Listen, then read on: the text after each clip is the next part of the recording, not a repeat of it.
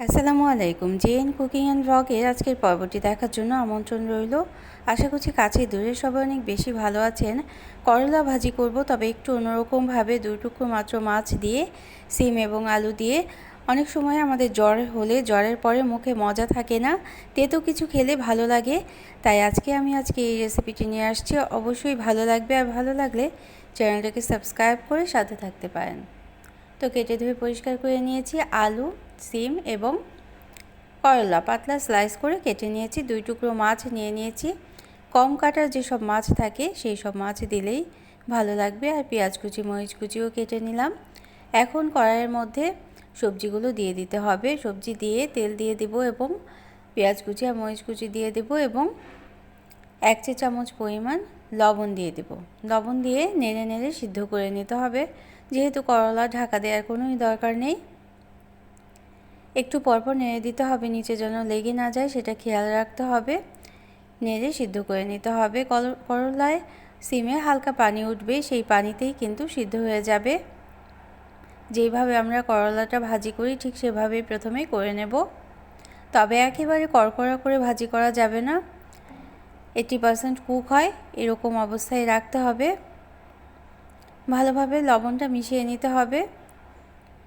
প্রায় 10 থেকে 12 মিনিট সময় নিয়ে আমি করলাটা প্রথমে ভেজে নিয়েছিলাম। তারপর 2 টুকরো মাছ দিয়ে আমরা এই ভাজিটা করব। তো এইভাবে করে যদি একদিন করেন তাহলে দেখবেন খেতে কতটা মজাদার হয়। করলা একদমই তিতা লাগবে না। আর জ্বরের পরে মুখে যেহেতু মজা থাকে না, তখন কিন্তু তেতো কিছু খেলেই ভালো লাগে। কিন্তু খুব বেশি তেতো হলে করলা অনেকেই খেতে পছন্দ করে না। তাই এইভাবে করে ভাজিটা করে দেখবেন, একদমই তেতো লাগবে না এবং খেতেও হবে অনেক সুস্বাদু। তো আমি এভাবে করে ভাজি করে নামিয়ে রেখেছিলাম করলা, আলু আর সিমটা। এখন মশলা কষিয়ে নেব। এজন্য আমি পেঁয়াজ কুচি দিয়ে দিলাম তেলের মধ্যে। যেহেতু করলা ভাজিতে তেল দিয়েছি, এখানে একটু তেল কম দিলাম, তবে আপনারা চাইলে পরিমাণ মতো তেলটাই দিয়ে নিতে পারেন। আর সব ধরনের মশলা দিয়ে নিতে হবে। আদা রসুনের পেস্ট, লবণ, হলুদ, শুকনো মরিচের গুঁড়ো, ধনে গুঁড়ো দিয়ে দিয়েছিলাম এবং জিরে গুঁড়োটা অল্প দিয়েছিলাম। এখন পানি দিয়ে মশলাটা খুব ভালোভাবে কষিয়ে নিতে হবে। তারপর 2 টুকরো মাছ আমরা ভালোভাবে কেটে ধুয়ে পরিষ্কার করে রেখেছি। মাছটা কিন্তু আগে ভেজে নেওয়ার কোনো দরকার নেই। এখন মাছটা কষিয়ে নেব এই মশলার মধ্যে। তেলের পরিমাণটা আরেকটু দিয়ে দিলাম। সব কিছুই কিন্তু প্রয়োজন মতোই দিয়ে দিতে হবে।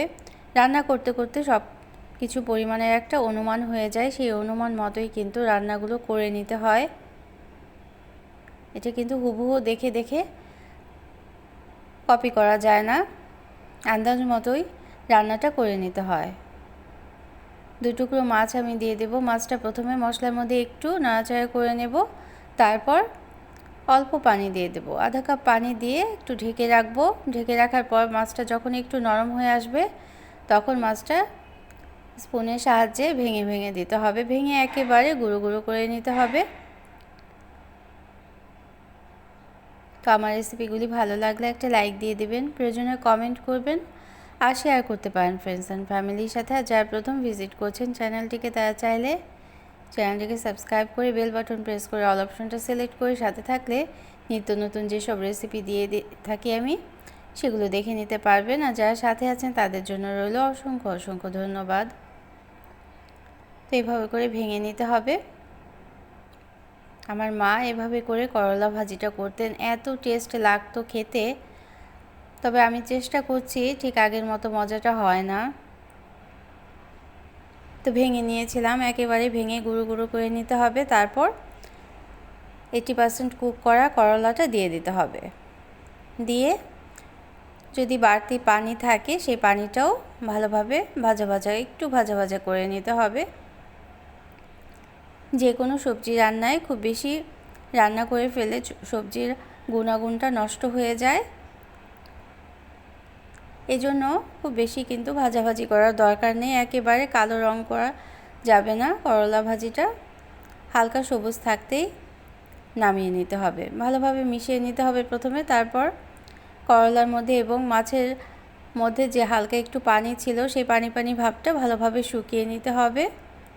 তাহলেই কিন্তু এই ভাজিটা সুন্দরভাবে করা হয়ে যাবে। তো আমি নামিয়ে পরিবেশন করে নিয়েছি আজকের করলা ভাজি মাছ দিয়ে। কেমন লাগলো অবশ্যই কমেন্ট করে জানাবেন। আর যারা এতক্ষণ সাথে থাকলেন তাদের জন্য রইল অসংখ্য অসংখ্য ধন্যবাদ আমার মন থেকে, প্রাণ থেকে। এবং আমরা সবাই সবার জন্য দোয়া করব। Thanks for watching. আল্লাহ হাফেজ।